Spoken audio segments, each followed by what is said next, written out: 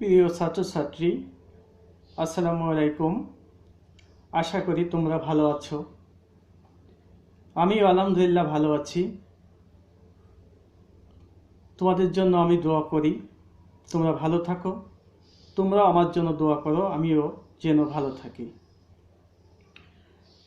আমি আজকে তোমাদের 8 সেমিস্টারের একটি ক্লাস নিয়ে আলোচনা করব।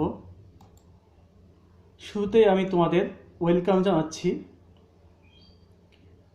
এরপরে আমরা একাডেমিক টপিকে চলে যাব। সাবজেক্ট নেম আছে corporate reporting and disclosure. Chapter name আছে ক্যাশ ফ্লো স্টেটমেন্ট।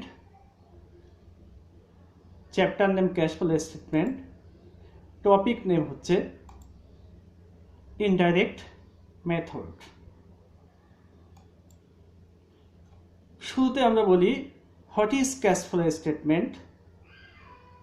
এখানে একটি সংজ্ঞা দেওয়া আছে, a basic financial statement that, একটা মৌলিক ফিনান্সিয়াল স্টেটমেন্ট প্রোভাইডস ইনফরমেশন, প্রদান করে তথ্য অ্যাবাউট দ্য ক্যাশ রিসিপ্ট আর cash payments and net change in cash during a period. অর্থাৎ একটা নির্দিষ্ট সময়ে ক্যাশ গ্রহণ এবং ক্যাশ বর্জনের করে যে নিট পরিবর্তন আসে সেটাই ক্যাশ ফ্লো স্টেটমেন্টের তথ্য প্রদান করে থাকে। Resulting from operating, investing and financial activities. এই রেজাল্টগুলো বা ফলাফলগুলো আসে অপারেটিং মানে পরিচালনা থেকে, ব্যবসায়িক প্রতিষ্ঠান পরিচালনা থেকে আসে। ইনভেস্টিং মানে এখানে তোমার বিনিয়োগ থেকে আসে। ফাইন্যান্সিং অ্যাক্টিভিটিস মানে অর্থ সংস্থান থেকে এসে থাকে। এরপরে types of cash inflows and cash outflows. অর্থাৎ ক্যাশ ইনফ্লোজ অ্যান্ড ক্যাশ আউটফ্লোজের যে টাইপস সেটা নিয়ে আমি আলোচনা করব। প্রথমে আছে a company may use of the following types of cash inflows and cash outflows. Number 1, operating activities. Number 2, investing activities. Number 3, financial activities. অর্থাৎ ক্যাশ ইন এবং আউটফ্লো, ক্যাশ ইনকামিং এবং আউটগোয়িং হয়ে থাকে তিনটি স্থান থেকে। একটি হচ্ছে অপারেটিং অ্যাক্টিভিটিস থেকে হতে পারে, ইনভেস্টিং অ্যাক্টিভিটিস থেকে হতে পারে, ফাইন্যান্সিয়াল অ্যাক্টিভিটিস থেকেও হতে পারে। এরপরে আমরা যাব what is operating activities. Cash flows activities that include the cash effect of transactions that create revenues and expenses and thus enter into the determination of net income. অর্থাৎ এক কথায় বলা যায় একটি প্রতিষ্ঠানের মূল কাজ থেকে যে টাকাটি আসে এবং যায়, অর্থাৎ যে রেভিনিউ এবং এক্সপেন্সেস হয়ে থাকে তার যে ফলাফল এখানে নির্ধারিত হয়ে থাকে অপারেটিং অ্যাক্টিভিটিজে আমরা এখানে প্রদর্শন করে থাকি। এবং অপারেটিং অ্যাক্টিভিটিজে নেট ইনকামও এখানে নির্ধারণ করা হয়ে থাকে। অর্থাৎ মূল কার্যক্রম থেকে যে ক্যাশের ইনফ্লো এবং আউটফ্লো হয়ে থাকে সেটাই হচ্ছে অপারেটিং অ্যাক্টিভিটিজের কাজ। এখানেই তোমার অপারেটিং অ্যাক্টিভিটিজে এগুলো হয়ে থাকে।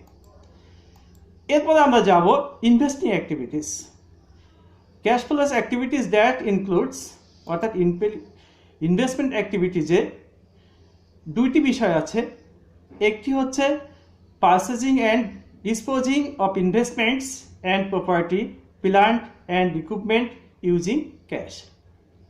অর্থাৎ যদি আমরা কোনো ইনভেস্টমেন্ট, বিনিয়োগ বা কোনো প্রপার্টি, প্ল্যান্ট অ্যান্ড ইকুইপমেন্ট ক্রয় করে থাকি এবং সেগুলো অবসান করে থাকি, অর্থাৎ বিক্রি করে দিই, এর দরুন আমাদের কিছু ক্যাশ ইনফ্লো হতে পারে বা ক্যাশ আউটফ্লো হতে পারে, সেটা আমরা ইনভেস্টিং অ্যাক্টিভিটিজের মধ্যে দেখিয়ে থাকি। Number B, lending money and collecting the loan. অর্থাৎ কাউকে যদি তুমি লোন দাও সেটা তোমার ইনভেস্টমেন্ট হিসেবে গণ্য হবে, সেটা তোমার ক্যাশ আউটফ্লো হবে, সেটাও এখানে দেখানো হয়ে যায়। আবার এই লোনটা যদি তুমি কালেকশন করো তোমার ক্যাশ ইনফ্লো বেড়ে যাবে, এটাও তুমি ইনভেস্টিং অ্যাক্টিভিটিসে দেখাতে হবে। এরপর আমরা আসি financial activities. Cash flow activities that includes, অর্থাৎ ফাইন্যান্সিয়াল অ্যাক্টিভিটিসে অন্তর্ভুক্ত করা হয়েছে obtaining cash from issuing debt and repaying the amounts borrowed. অর্থাৎ ডেট, অনেক সময় আমরা ডেট ইস্যু করি, কোম্পানি ডিবেঞ্চার বা বন্ড ইস্যু করে টাকা গ্রহণ করে থাকে, এর ফলে প্রতিষ্ঠানের ক্যাশ ইনফ্লো বৃদ্ধি পায়, এটাও ফিনান্সিয়াল অ্যাক্টিভিটিসের মধ্যে দেখাতে হবে। অ্যান্ড রিপেইং, অনেক সময় এই লোনটা পরিশোধ করা হয়, এই পরিশোধের জন্য তোমার টাকা তোমার প্রতিষ্ঠান থেকে বাইর হয়ে যায়, এটাও ক্যাশ আউটফ্লো হিসেবে গণ্য হয়। বি নম্বর আছে obtaining cash from stockholders, repurchasing shares and paying dividends. Obtaining cash from shareholder, shareholder কাছ থেকে টাকা নেওয়া হয়, অর্থাৎ শেয়ারহোল্ডারদের কাছ থেকে টাকা নেওয়া হয় শেয়ার বিক্রি করে। যখন শেয়ার হোল্ডারদের কাছে শেয়ার বিক্রি করে টাকা নেওয়া হয় সেটা তোমার ক্যাশ ইনফ্লো হয়ে থাকে, অর্থাৎ প্রতিষ্ঠানে ক্যাশ বেড়ে যায়, সেটাও তোমাকে হিসাবভুক্ত করতে হবে। এরপরে রিপারচেজিং শেয়ার, অনেক সময় শেয়ারটাকে রিপারচেজিং করতে হয় এবং শেয়ার হোল্ডারদের ডিভিডেন্ড প্রদান করতে হয়, এর জন্য তোমার টাকাটা প্রতিষ্ঠান থেকে বের হয়ে যায়, অর্থাৎ ক্যাশ আউটফ্লো হয়ে যায়। এরপরে আমরা যাব methods for preparing cash flow statement. Cash flow statement তৈরি করার জন্য দুইটি মেথড আছে। একটি হচ্ছে a company may use two methods for preparing cash flow statement. Number 1 indirect method, number 2 direct method. তোমাদের যে অঙ্কটি আসে সাধারণত ইনডাইরেক্ট মেথডে অঙ্কটি আসে, এই জন্য আমরা ইনডাইরেক্ট মেথডে একটি অঙ্ক তোমাদের জন্য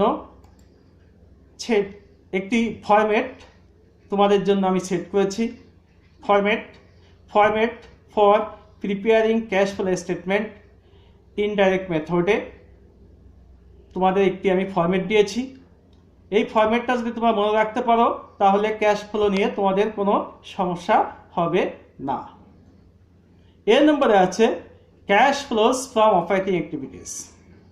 cash flows from operating activities করার জন্য প্রথমেই আসবে আমাদের নেট ইনকাম। এই নেট ইনকামটা থাকে তোমরা জানো ইনকাম স্টেটমেন্টের মধ্যে। এই ইনকাম স্টেটমেন্টে যে নেট ইনকাম আছে সেটি এখানে বসিয়ে দিতে হবে। তারপরে আছে ডেপ্রিসিয়েশন এক্সপেন্সেস যদি থাকে সেটা যোগ হবে। এরপরে প্যাটেন্ট অ্যামোর্টাইজেশন এক্সপেন্সেস যদি থাকে সেটা যোগ হবে। ডিপ্লেশন এক্সপেন্সেস যদি থাকে সেটা যোগ হবে। Loss on sale of plant আর অ্যাসেট যদি থাকে সেটাও যোগ হবে। অর্থাৎ ডেপ্রিসিয়েশন থাকলে যোগ হবে, অ্যামোর্টাইজেশন থাকলে যোগ হবে, ডিপ্লেশন এক্সপেন্সেস থাকলে যোগ হবে, loss on sale of plant থাকলে যোগ হবে, সবগুলি যোগ হবে। এরপর আমরা যাই gain on sale of plant asset যদি থাকে, যদি তোমার কোনো প্ল্যান্ট অ্যাসেট বিক্রি করে লাভ হয় সেটা এখানে মাইনাস করতে হবে। এরপর increase in current asset account, অর্থাৎ অ্যাসেটের মধ্যে তোমরা জানো যে কারেন্ট অ্যাসেট আছে বা লং টার্ম অ্যাসেট আছে, যদি কারেন্ট অ্যাসেট হয় সেটা যদি বৃদ্ধি পায় তাহলে মাইনাস হবে।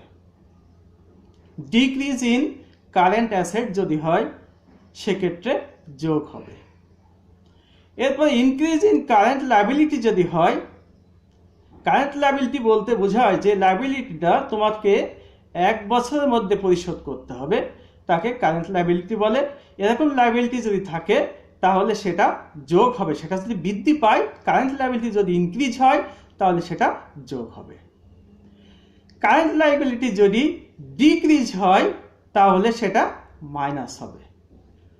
অর্থাৎ এই যোগ বিয়োগ করার পরে একটি রেজাল্ট এখানে আসবে, যেটা আমি স্টার চিহ্ন দিয়ে দেখিয়েছি, এবং এই স্টার চিহ্নের সঙ্গে নেট ইনকামটা যোগ হয়ে একটা রেজাল্ট এখানে তৈরি হবে। এটাই আমাদের অপারেটিং অ্যাক্টিভিটিজের ম্যাটেরিয়ালগুলো। এগুলো যদি জানো, তোমাকে অপারেটিং অ্যাক্টিভিটিজের কাজ সহজে হয়ে যাবে।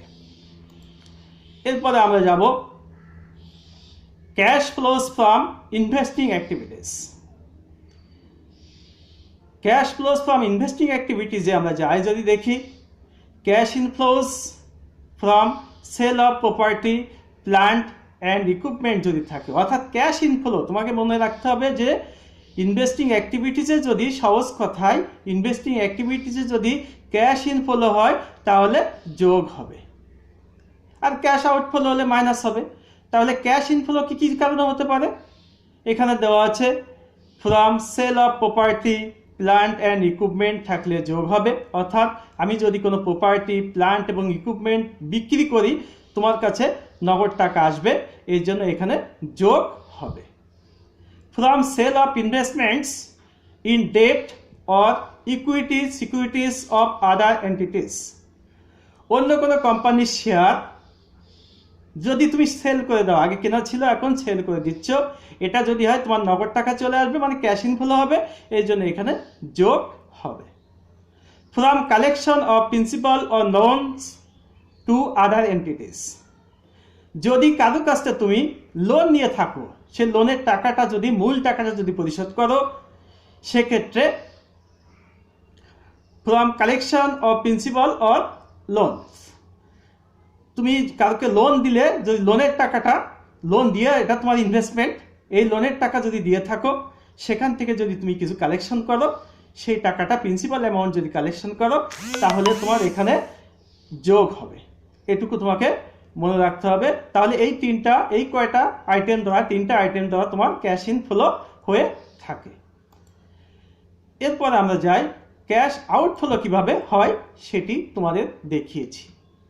ক্যাশ আউটফ্লোস এখানে বলা আছে two purchase property, plant and equipment. যদি কোনো তুমি প্রপার্টি, প্ল্যান্ট, ইকুইপমেন্ট ক্রয় করে থাকো, তাহলে এখানে তোমার টাকা চলে যাবে, এই জন্য মাইনাস হবে। তারপর to purchase investments in debt or equity securities of other entities, অর্থাৎ অন্য কোনো কোম্পানির শেয়ার যদি তুমি ক্রয় করে থাকো, সেটা তোমার টাকা চলে যাবে, সেক্ষেত্রে এখানে মাইনাস হবে। তারপরে to make loans to other entities, কোনো প্রতিষ্ঠান, বাইরের প্রতিষ্ঠানকে যদি তুমি লোন দিয়ে থাকো, তোমার টাকা চলে যাবে, সেটা মাইনাস হবে। এই যোগ বিয়োগ করার ফলে এখানে একটি রেজাল্ট তৈরি হবে, সেই রেজাল্টটা হবে ইনভেস্টিং অ্যাক্টিভিটিস।